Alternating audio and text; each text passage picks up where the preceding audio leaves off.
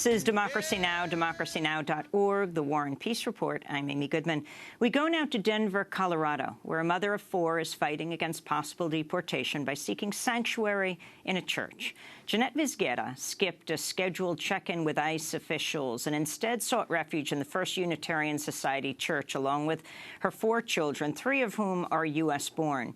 Jeanette came to the U.S. from Mexico in 1997. She's one of the founders of the Metro Denver Sanctuary Coalition. She's helped other undocumented immigrants seek sanctuary. She previously won 5 postponements of deportation, but said on Wednesday she doubts she could win a similar reprieve under the Trump administration.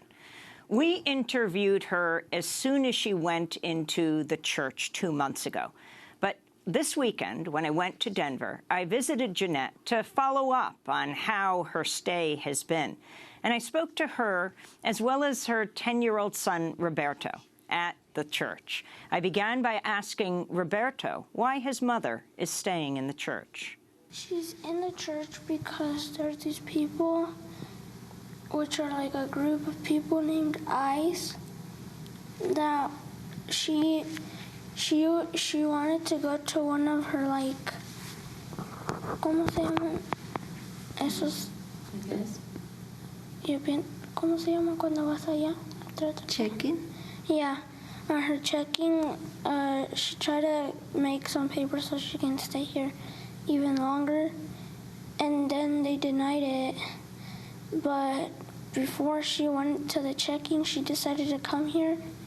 And then one of my mom's friends, which is a pastor named Anne, went to do the process for her. And Anne said that when she went inside, there were already ICE officials in there ready to arrest my mom. But when she came in, she just did the papers and that's it. And my mom thought that it was a good idea to do that before because she knew that there might be a problem and she might have gotten arrested. And we visit her sometimes because we don't want her to just stay in here and have nothing to do, be lonely, and we just come here so she feels happy to see us still. What are you afraid of? That, like, some ICE person will just pop out and pick her up and take her away. Do you consider yourself an activist? Yes. What does that mean to you? Being an activist? It means a lot because now I know that I'm not only going to be a normal boy, I know that I'm going to be someone that's going to be helping someone else going through a big problem. And what do your friends say to you? They're like, I'm really happy that your mom didn't get taken by ICE because if she did, I know you would be really sad. And they support me a lot because they know what I'm going through. And almost every day there's someone asking me, hey, is your mom still okay?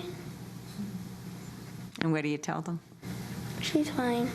Nothing has happened to her, and nothing will happen to her. And you know that because? Because I know that she's in a safe place, and it would just be disrespectful if they just broke in here and took my mom. That would give them a bad profile. So she can't go outside, but you go outside for her? Yes, I am kind of like her voice. I am my mother's voice. That was 10-year-old Roberto, the son of Jeanette Vizguera. Jeanette's fighting against possible deportation by seeking sanctuary in the Unitarian Church in Denver.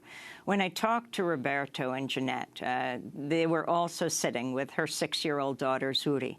I asked Jeanette what her plans were now that she's spent nearly 2 months in the church. Bueno, sí, ya casi van a ser 2 meses.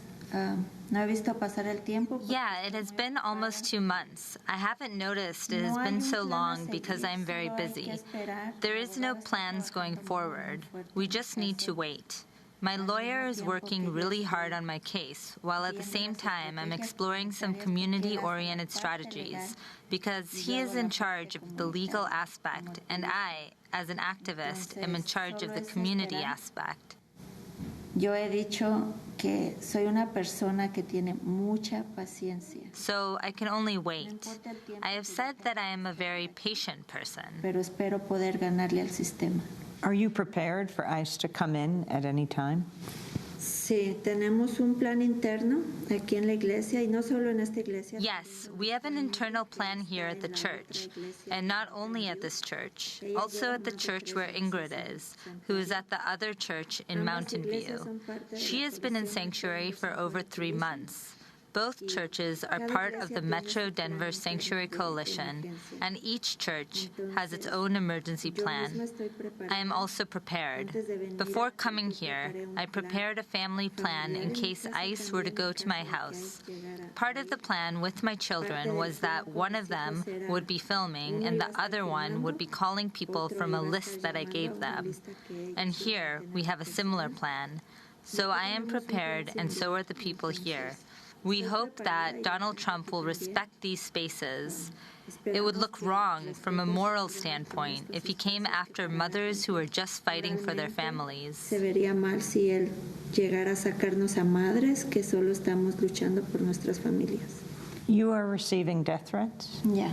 How? I have been receiving several hate messages from men and women through Facebook. And the police captain came to say he supports you.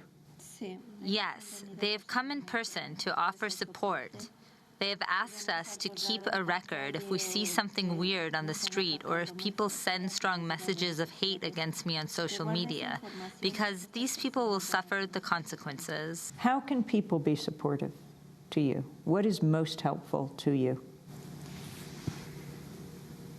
Creo que me puedo sentir agradecida. I feel very grateful because I have more people supporting me than people hating me. And not only in this country, there are many messages of support coming from my own country. Also from many other countries, because my case is now known worldwide. That's Jeanette Vizguera sitting with 2 of her children in the church she's taken sanctuary in, Roberto and Zuri. Jeanette is one of the founders of the Metro Denver Sanctuary Coalition, but she herself has taken sanctuary after Donald Trump became president. To see our full interview with her when she first entered the church 2 months ago, go to democracynow.org. Coming up, we'll speak with the acclaimed Mexican writer Valeria Luiselli about her new book, Tell Me How It Ends. This is about her time working with children in immigration court. Stay with us.